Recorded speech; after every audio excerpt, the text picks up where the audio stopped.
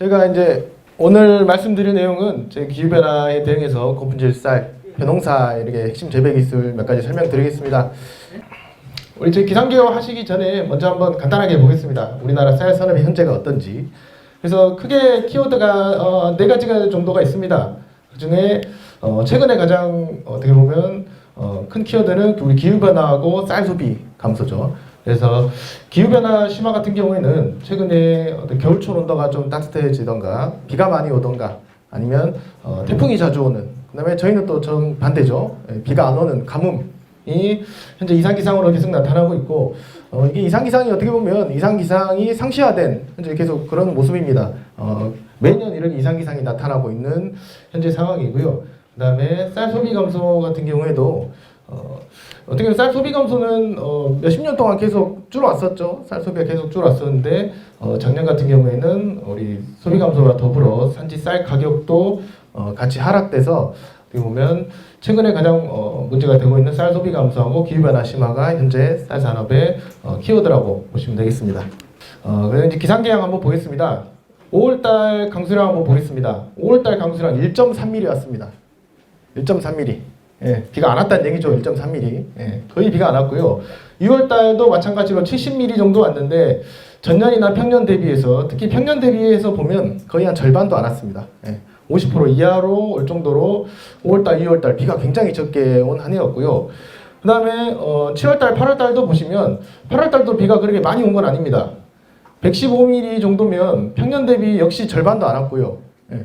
그런데 이제 같이 여기 이제 네오박스 빨간색 하나 더 보시면, 보통 이제 상식적으로 보실 때는 강수량이 적으면 당연히 일조 시간이 많겠죠. 맑은 날씨가 많으니까. 근데 8월달 보시면 8월달 강수량이 적습니다. 평년 대비 적은데 그 반대로 일조 시간이 많아야 되는데 일조 시간이 적습니다. 이 말은 흐린 날씨가 많았다는 얘기예요. 비는 안 왔지만 구름이 많이 꼈고 해가 비치는 날이 많이 없었다. 그렇기 때문에 8월달에 어떻게 보면 기상이 제일 안 좋았던 한 해입니다. 그래서 초기에 어떻게 보면 5월달, 6월달 비가 안 오다 보니까 간척지 같은 경우에는 연기도 조금씩 더 많이 올라오고요, 평소보다. 근데 8월달에 일조 시간이나 어떤 강수량도 부족하다 보니까 출수도 늦었습니다. 그래서 올해 이제 작년에 재배 오신 분은 아시겠지만 수확도 많이 늦으셨죠. 수확도 뭐 일주일이나 심하시면 2주 정도 늦으셨고. 예. 그래서 8월달에 기상이 안 좋아서 출수가 늦었고 후기에 등숙도 늦었고 최종적으로 수확도 늦어가지고 수량이 많이 떨어진 작년의 한 해였습니다. 그래서 이상기상 분석은 제가 한번 쭉 이제 간단하게 한번 보면, 한 4년 전에 태풍, 2019년부터 한번 태풍이 뭐 한 7개, 8개 영향을 미쳤다라고 해서 태풍 영향을 많이 미친 한 해였고요. 2020년에는 장마, 우리 최장장마라고 말을 하더라고요. 그래서 비가 굉장히 많이 왔던 한 해고요. 21년도에는 집중 후 7월 초에 우리 비가 이틀 사이에 많이 왔던 한 해죠. 이거는 길진 않았지만. 그래서 그다음에 이제 작년에는 가뭄. 이게 어떻게 보면 좀 양상이 크게 뭐 바뀌지는 않습니다. 계속 비가 오다가 이제 작년도에 한번 처음으로 이제 가뭄과 같은 이상기상이 왔었는데, 가뭄도 지금 아직까지도 좀 영향을 미치고 있죠, 일부 지역에서는. 그래서 이상기상이 어떻게 보면 계속 상시화가 된다, 이런 기후변화 이런 것들이 상시화가 되고 있는 모습이고요. 그래서 벼 작강 분석 한번 쭉 해보겠습니다. 초기에 아까 말씀드린 대로 유효분열수가, 우리 가뭄이 계속 지속되다 보니까 초기에 보시면 7월 초나 보시면 아시겠지만 새끼도 굉장히 적게 쳤습니다. 예, 새끼도 적게 치고요. 많이 친다 해도 나중에 이삭이 올라오는 새끼가 굉장히 적었습니다. 그래서 유효분열수가 초기에 굉장히 적었고, 그 다음에 우리 좀 이따 말씀드린 벼해나방도 일부 작년도에 나왔던 발생지 중심으로 벼해나방이 발생을 했고요. 쭉 말씀드린 출수기 전후로 해서 출수도 늦었고 그 후기에 등수도 늦어버리고 최종적으로 수확 시기도 한 일주일에서 한 10일가량 늦어지는 최종적으로 한 해였습니다. 그래서 수량을 보시면 이게 통계청 기준입니다. 통계청 기준으로 봤을 때 재배 면적은 거의 조금 줄었고요. 이제 수량을 보시면 459kg입니다. 예.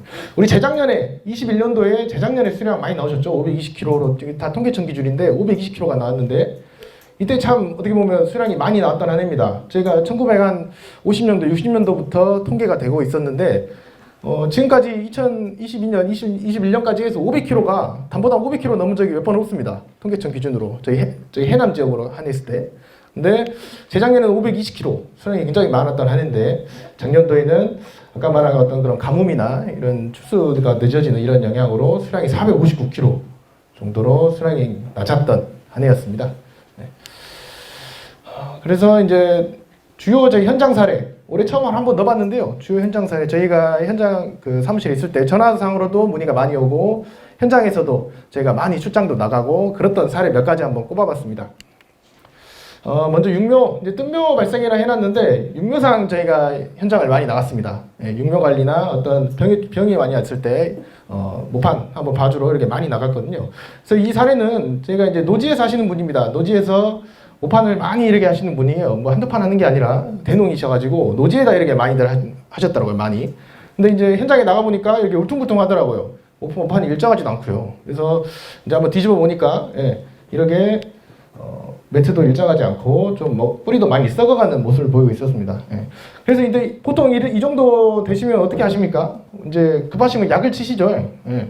약을 치시거나 영양제 같은 거 아니면 얼른 좀 빨리 키워야겠다 하고 뭐 유한을 뿌리시는 분도 있고, 예. 얼른 빨리 키워갖고 심어야겠다 이러시는 분도 있는데 저희는 이제 저희가 처방한 거는 이 리도밀 골드를 많이 쓰시더라고요. 예, 옛날에는 이제 뭐 다찌밀가렌이나 다찌가렌 이런 거 많이 쓰셨는데 리도밀 골드를 쓰시고 거기다가 저희가 사파이어를 섞었습니다.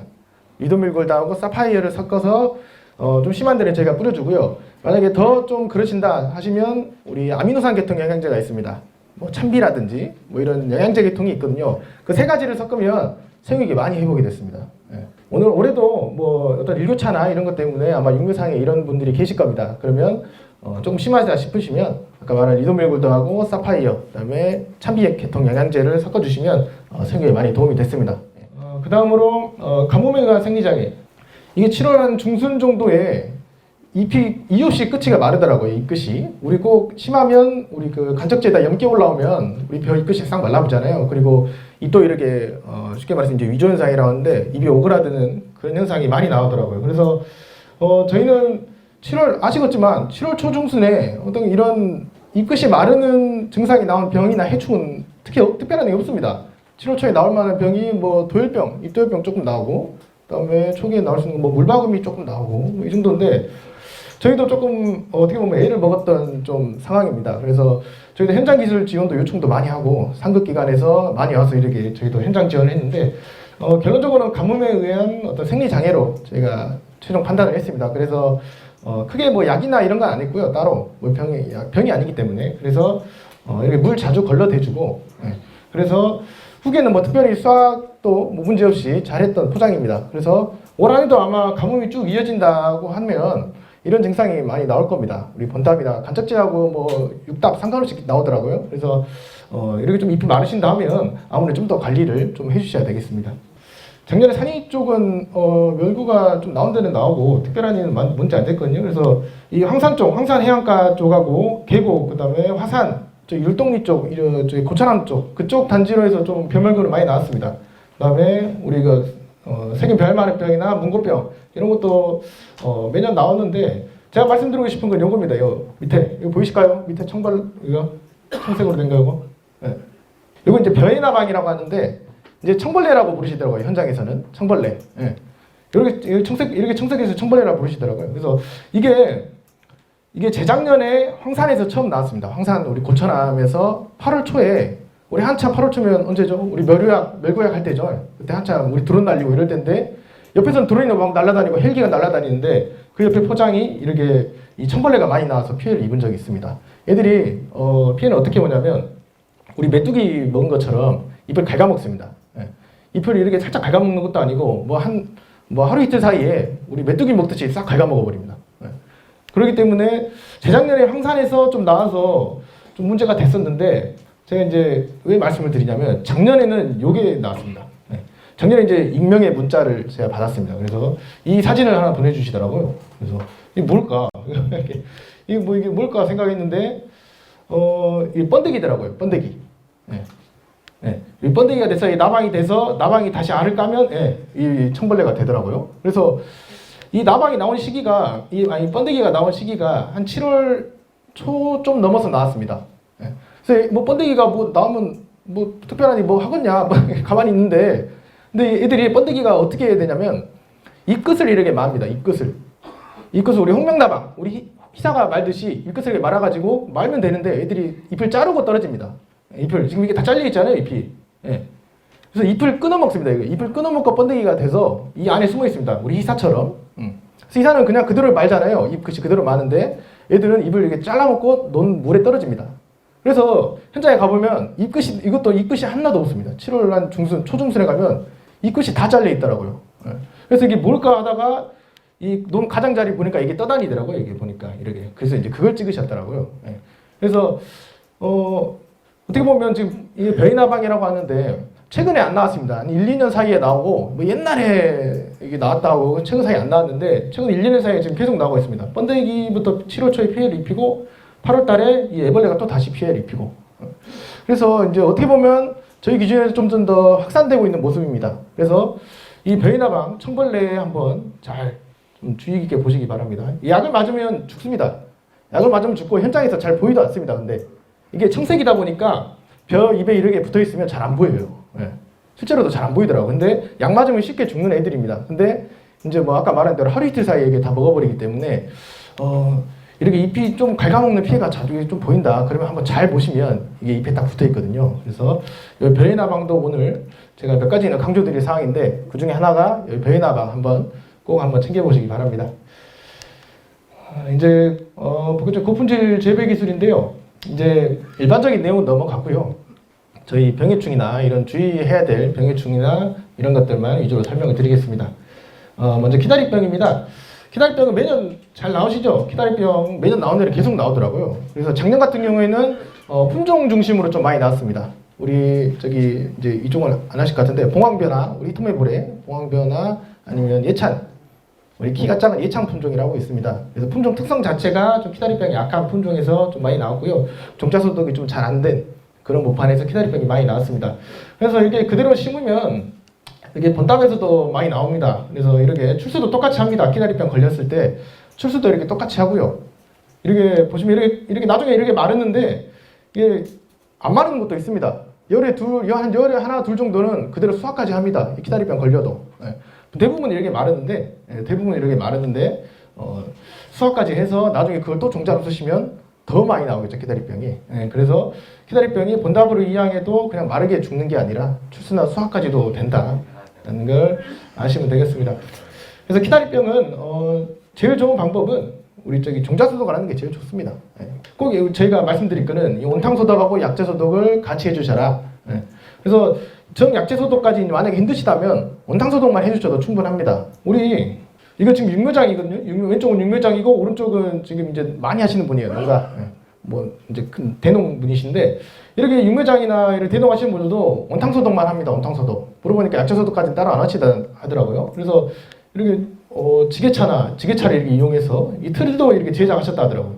틀도 이렇게 만드셔가지고 이 지게차로 딱 넣으시고 이게 지금 여기 밑에가 보일러고 이게 시간이랑 설정할 수 있더라고요. 그래서 60도 하고 10분 딱 설정하면 알아서 이렇게 딱 넣고 누르면 알람이 딱 되더라고요. 10분 지나면 삐삐삐 울리면 그때 지게차를 싹 들고 요새는 이제 지게차로 좀 편하게 하시더라고요. 이 온탕소독 같은 것도. 그래서 온탕소독을 좀 첫 번째로 꼭 지켜주시라 말씀을 드리고요.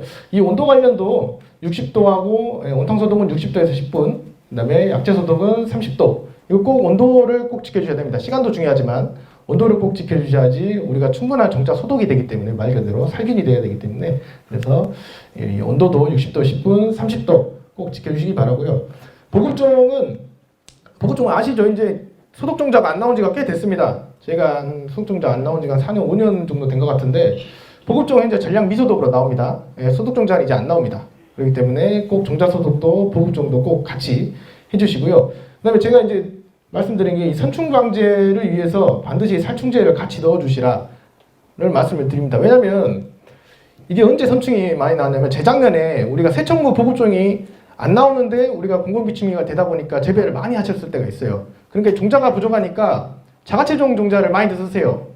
조금 뭐 잘한 옆에 사람들 거 종자를 쓰시던가 본인이 작년에 했던 걸 많이 쓰시는데 거기서 선충이 다 나와버렸거든요. 근데 상황이 지금 비슷한 게 저희 강대찬 종자들 지금 많이 심으시죠.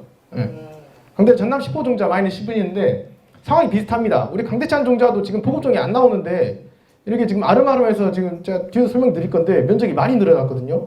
그래서 강대찬 종자를 꼭 심으시는 분들은 이 선충 방제를 꼭 해주셔야 되겠습니다. 스미치온이나 이런 것들 꼭 우리 종자 소독할 때 넣으셔가지고 꼭 이 선충이 후기에 한 출수기 전후로 해서 좀 나오거든요. 한 7월 정도에요. 그때 올라오니까 8월 정도에. 그래서 꼭 정자소독 하실 때 스미처도 같이 꼭 넣어주시기 바랍니다. 그래서 이런 일들 많이 하고, 약재도 좋은 약재들 많이 있습니다. 예. 우리 좋은 약재들 많이 나오니까 우리 농약사 가셔가지고 좀 새로운 약재 주라, 아니면 새로운 약재 없다 하시면 뭐 작년에 쓴 약재 말고 새로운 약재 쓰라고 주라고 이렇게 말씀하시면 되고요. 그 다음에 이것도 이제 사진으로 한 번 더 설명드리면, 여기서 당부드리고 싶은 말은 이것도 현장 사례인데요. 저희가 현장에 나가보니까 실제 소독까지 다 하셨는데 발화가 안 된대요. 그래서 발화가 안 될 이유가 뭘까? 근데 보통 발화가 안 된 이유는 온도를 잘못 맞추거나 온도를 너무 높게 올리면 익어버립니다. 익어버리니까 발화가 안 되는데, 그것도 아니고 온도도 잘 맞게 쓰셨고, 아니 물 온도도 잘 맞게 하셨고, 약도 뭐 정량으로 이상 준 것도 아니고 딱 정량으로 주셨더라고요. 그래서 뭐가 문제인가 했습니다. 뭐가 특별히 문제가 보이지 않았어요, 현장에서도. 그래서 제가 계속 물어본 결과로는 소독을 잘 하셨습니다. 온탕 소독 온도에 맞게 잘 하시고, 그다음에 이제 물을 드셔야 되는데 일단 종자가 무거우니까 종자를 통에다 넣으셨더라고요. 예. 통에다 넣고 그다음에 물을 붓고 그다음에 막 마지막에 약을 넣은 거예요. 그럼 어떻게 되겠습니까? 약이 종자에 바로 흡수가 됩니다. 예. 그 정도의 약이 바로 종자로 흡수되기 때문에 나중에 후기에 대해서 발화가 안 됩니다. 그렇기 때문에 이 순서도 한번 주의 있게 보셔야 되겠습니다. 물 넣고 당연히 잘 하시지만 실제 현장에 가보면 이런 게 많이 헷갈리시는 분들이 있더라고요. 실제. 그래서 물 넣고 약 넣으시고 그다음에 마지막에 종자 이렇게 살포시 넣어주시면 되겠습니다. 그래서 이 순서도 한번 잘 봐주시고요.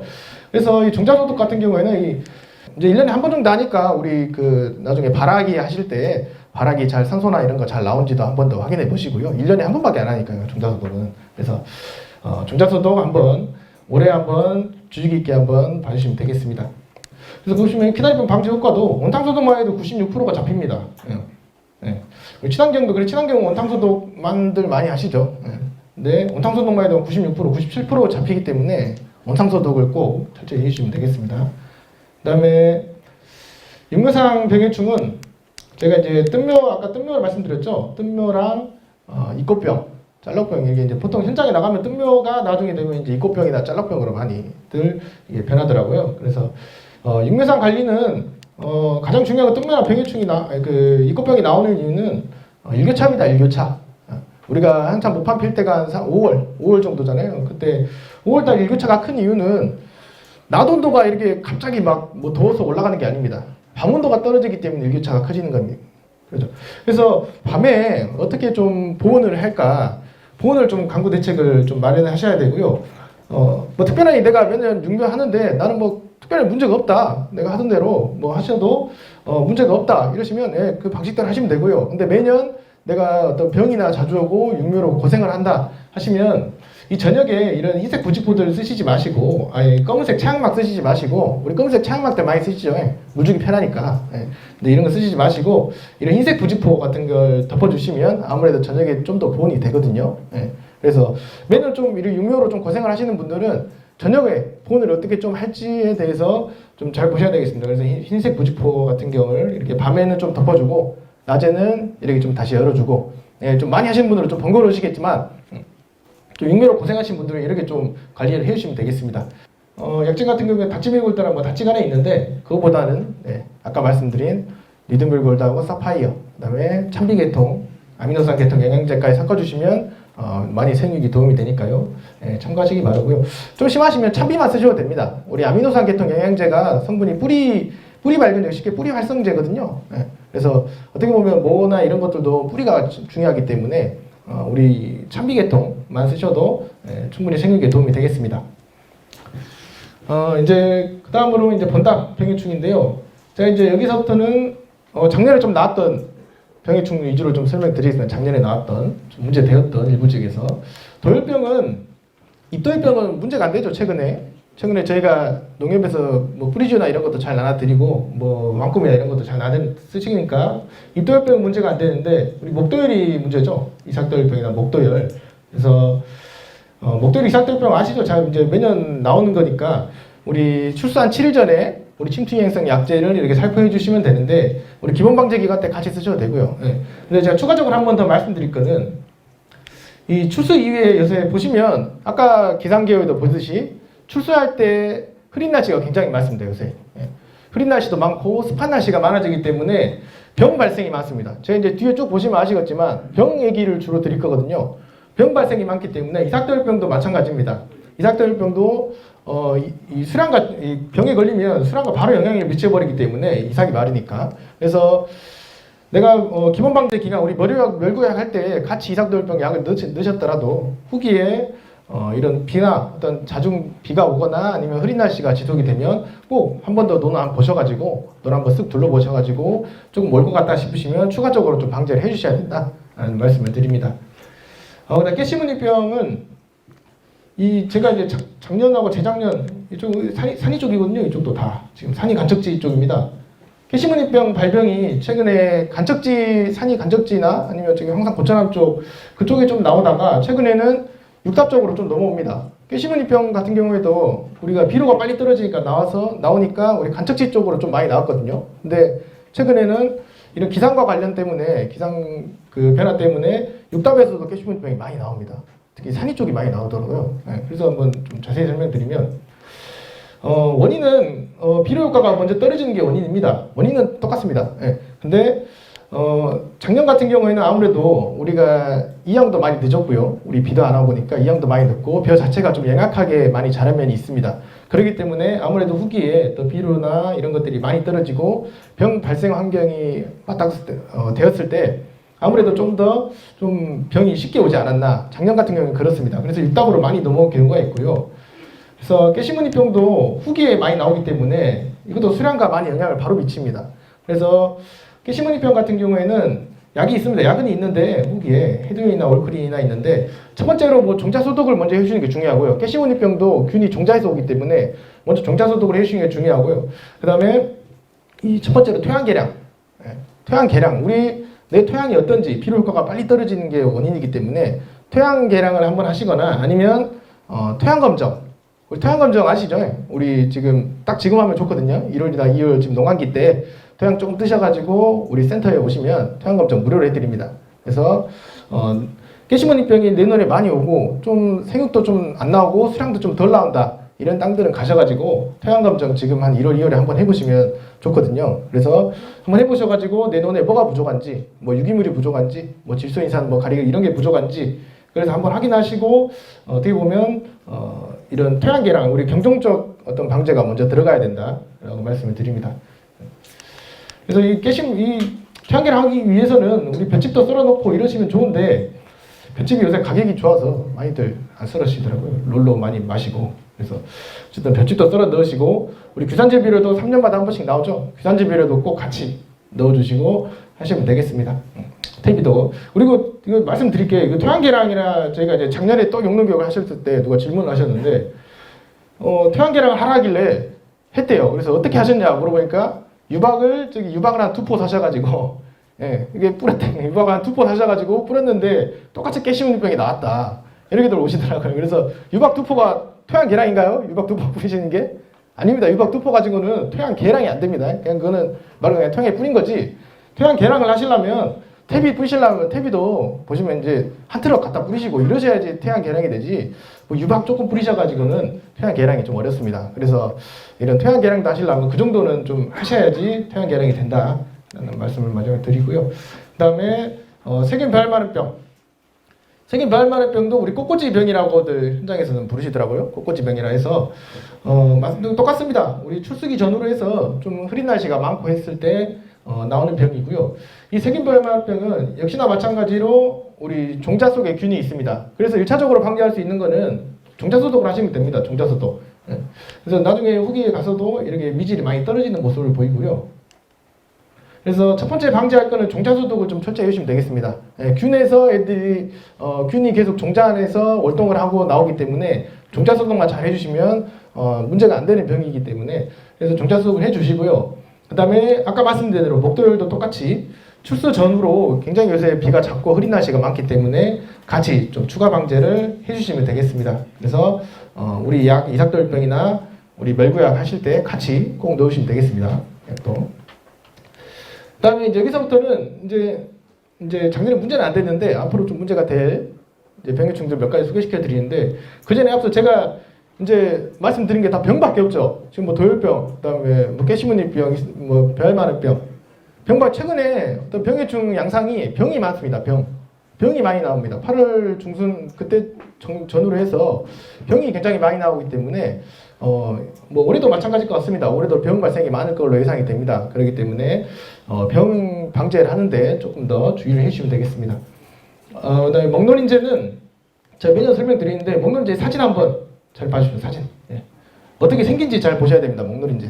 문제들 많이들은 아시더라고요. 나온 지 한 4년 전에 한번 문제가 돼가지고 그때부터 이후로 많이들 보시는데 이게 이제 오른쪽이 성충이고요. 다 큰 애들이고 애들이 이제 알을 까면 이 짙은 갈색 색깔로 해서 약충이 나옵니다. 예. 그래서 사진을 이럴 때 한번 보셔야지 현장에 나가시면 잘 안 보입니다. 이제 얘가 많아서 지금 한 폭이 지금 많이 붙어 있어서 그런지 보통 한 폭이 한 2개, 3개 붙어 있습니다. 벽 밑에 쪽에. 벽 밑에 제일 아래쪽에 이렇게 붙어 있기 때문에 현장에서는 잘 안 보입니다. 그렇기 때문에 한번 사진 제가 한번 꼭 이렇게 잘 보시라고 한번 설명을 드리고요. 초기에는 이렇게 잎끝이 마르는 피해가 보입니다. 한 7월 정도에 피해가 많이 나타나는데요.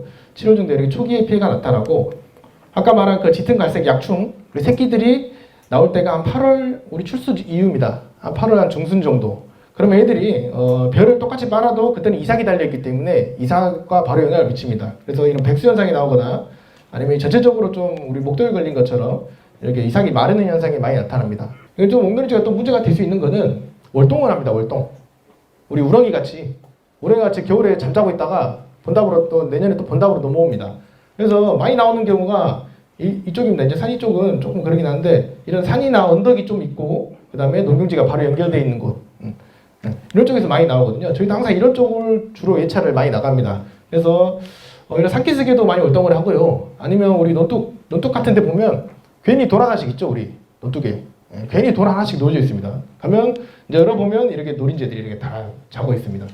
그래서 노린재 같은 경우에도 월동을 해서 계속 나타나는 애들이기 때문에 보통 한 마리가 한 40~50마리 알을 낳습니다. 알을. 그렇기 때문에 목노린재도 한번 제일 해충 중에 제 생각에는 제일 좀 주의 있게 보셔야 될 이 중에 하나입니다. 그래서 약 맞으면 잘 죽습니다. 목노린재 같은 경우에도. 근데 벼가 아래에 있기 때문에 약을 잘 안 맞아서 안 죽기 때문에 우리 벼가 우거지기 전에 벼가 이렇게 막 우거지기 전에 방제를 해주시는 게 중요하고요. 그래서 한 6월 한 중순 한 7월 초에 한번 해주시고 그다음에 약충까지 많이 보인다 하시면 우리 기본 방제 기간 때 꼭 우리 노린재 약 같이 섞어주시면 되겠습니다. 멸구약 하실 때 섞어주시면 되고요.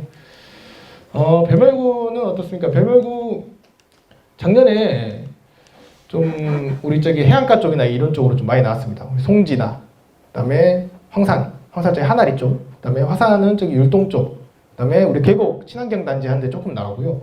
그래서 후기에 작년에도 매년 나오던 시기에 안 나오고 좀 늦어졌습니다. 예, 후기에 좀 더 늦게 나왔고요. 그래서 벼멸구도 양상이 이게 날개 달린 애들이 많이 나옵니다. 요새 날개가 안 달리면 우리 빵꾸 뚫린다 하죠. 이렇게 조금씩 이렇게 뚫어갖고 먹는데 날개 달린 애들이 많이 나옵니다.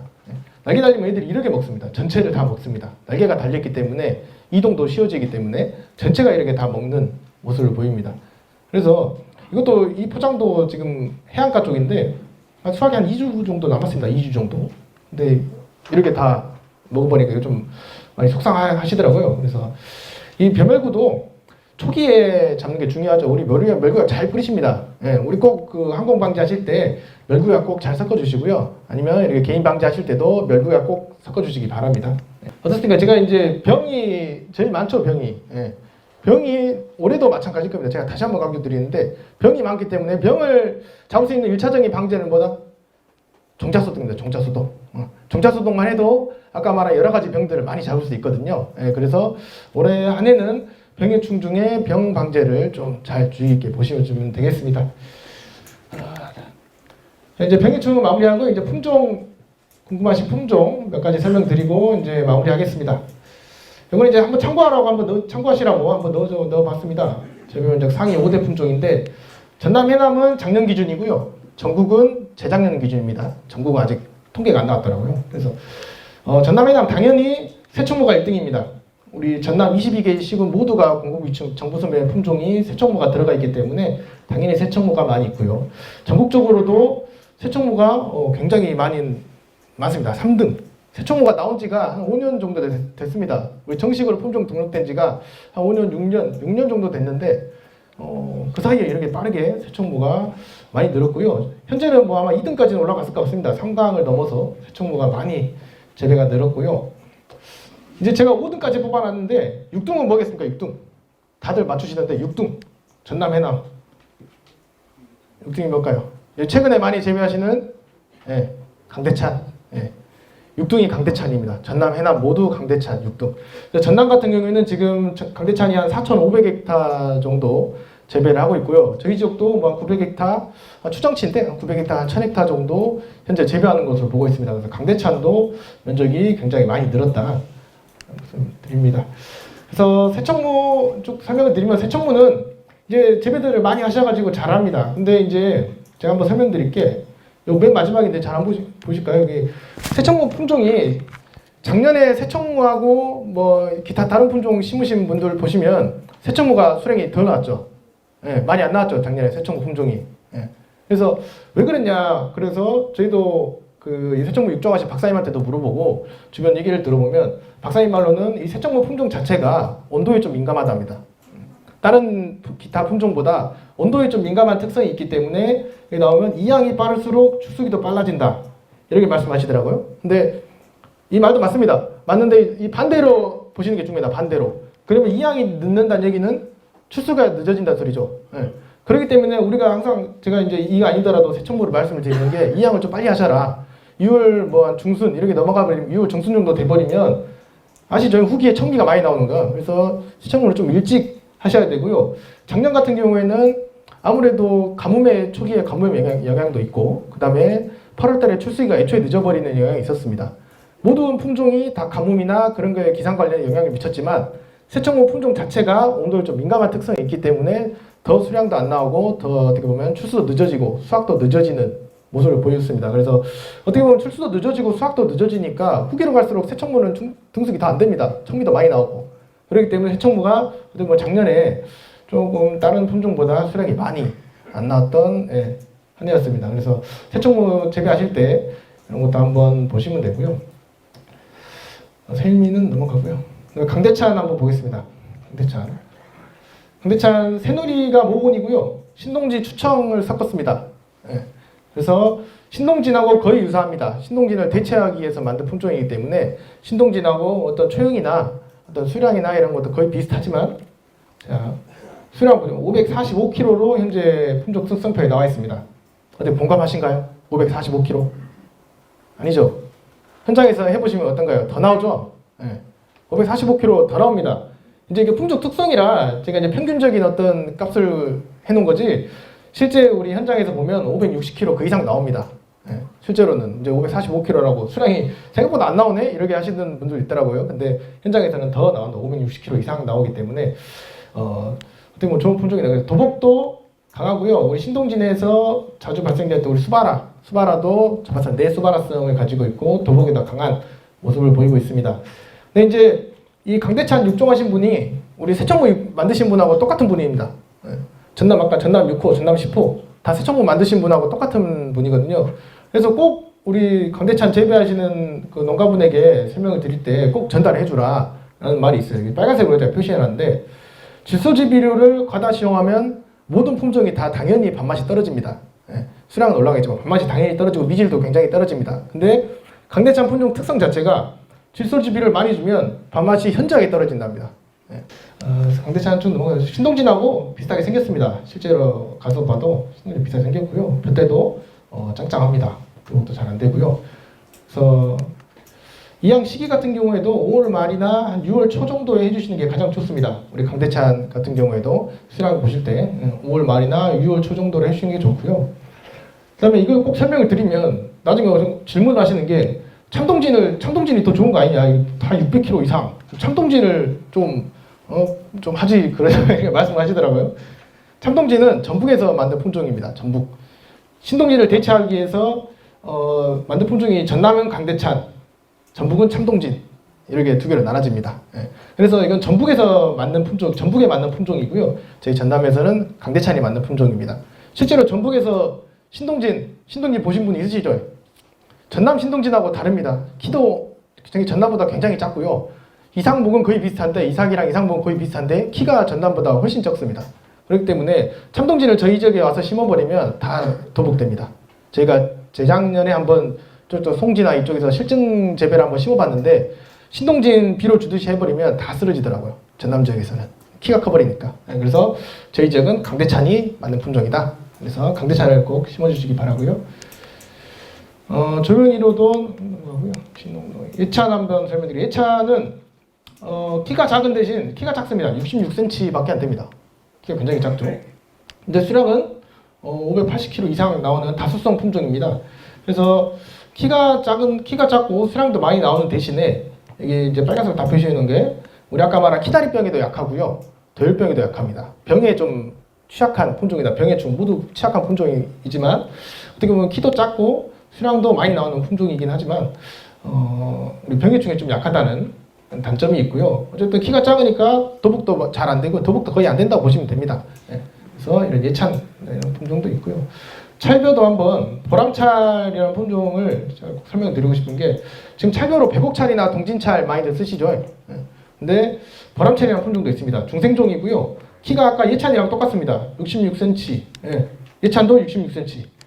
찰벼치고는 키가 그렇게 크지 않는 품종입니다. 배곡찰은 우리가 키가 크죠. 대신에 보람찰은 키가 작은데 수량도 많이 떨어지진 않습니다. 560kg 정도로 찰벼치고도 수량이 많이 나오고요. 애초에 키가 작고 다수성 찰벼입니다. 그래서 이 보람찰벼도 한번 이제 전북 지역에서 현재 재배하고 있는 품종이고요. 그래서 근데 알이 좀 작습니다. 그게 좀 단점이더라고요. 알이 크지 않다는 단점이 있지만 어떻게 보면 키도 작고 재배하기 어떤 좋은 찰벼 중에 하나라고 할 수 있습니다. 보람찰 이런 품종이 있고요.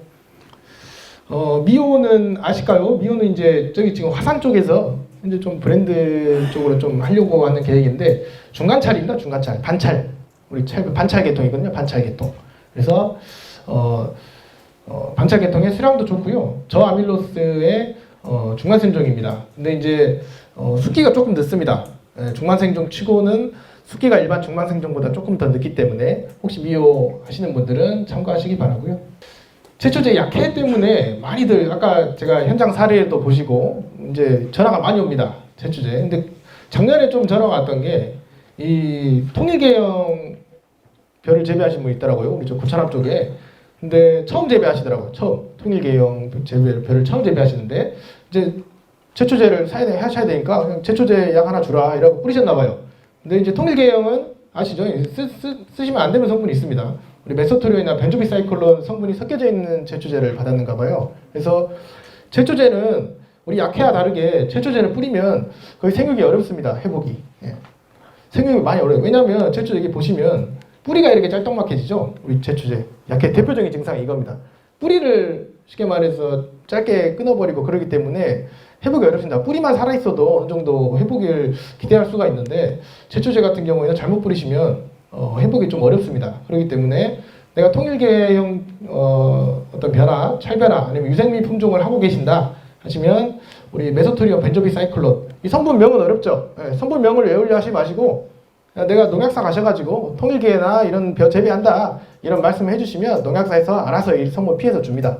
그렇기 때문에 성분이 어려우니까 외우지 마시고 그런 나 품종 재배하니까 제초제 좀 피해서 주라 이렇게 말씀을 같이 해주시면 되겠습니다. 액미도 제가 상위 쪽 작년에 많이 갔거든요. 간척지 쪽 보니까 이런 게 많이 올라 있더라고요. 포장에 액미 잡초성벼. 근데 이제 작년에 나왔던 잡초성벼는 탄립이 좀 덜 되더라고요.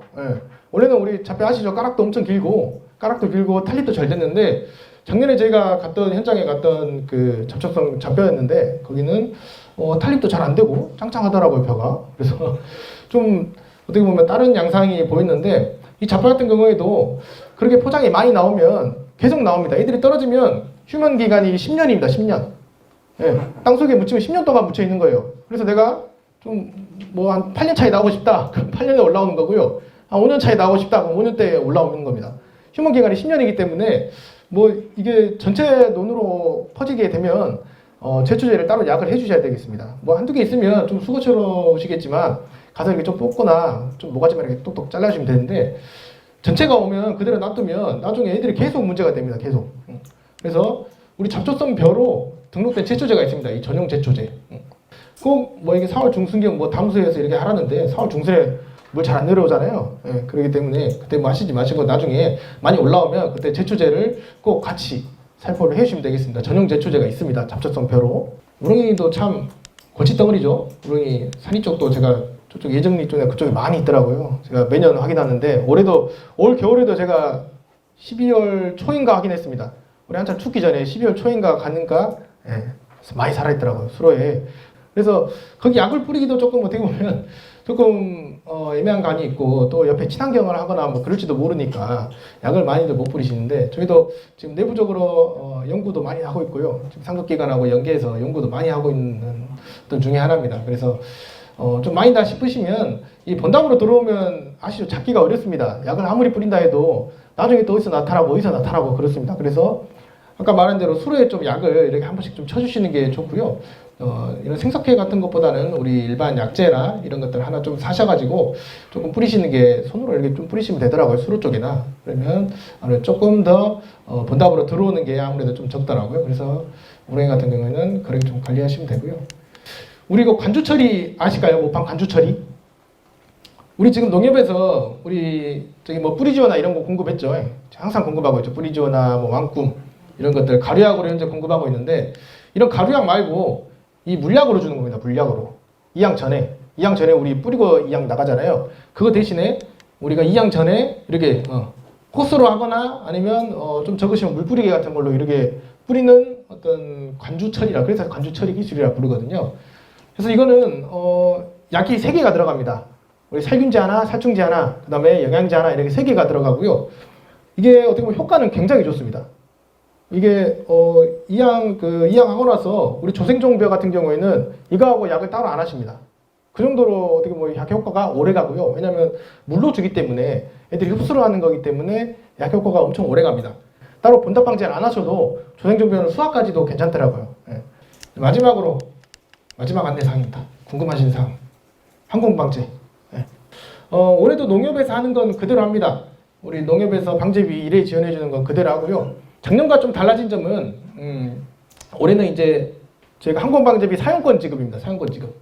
지금 쿠폰 지급입니다. 쿠폰. 그래서 항공방제비 내가 한 1회 할 방제기 사용료를 저희가 쿠폰으로 지급할 예정입니다. 그래서 내가 만약에 뭐 한 3,000평 농사를 짓고 있고 그거를 신청하면 3,000평 안에 있는 그 방제기 사용료 쿠폰이 나옵니다. 쓸 수 있는. 그분 방제 업체를 내가 알아서 선택해서 거기서 쿠폰 갖다 주면 방제를 하는 형식으로. 그래서 어떻게 보면 농가분들 선택이 많이 폭이 넓어진 부분이 있거든요. 그래서 항공방제비 사용권을 이제 지급을 할 예정이다. 농협에서 하시는 분들은 농협에서 계속 하시면 됩니다. 농협에서 하시는 분들은 농협은 2회, 3회, 뭐 4회 계속 방제를 해주니까 농협에서 하시면 되고요. 기타 이제 다른 분들, 면사무소 하실 분들은 이렇게 바뀐다라는 점을 알고 계시면 되겠습니다. 이상으로 마무리하겠습니다. 감사합니다.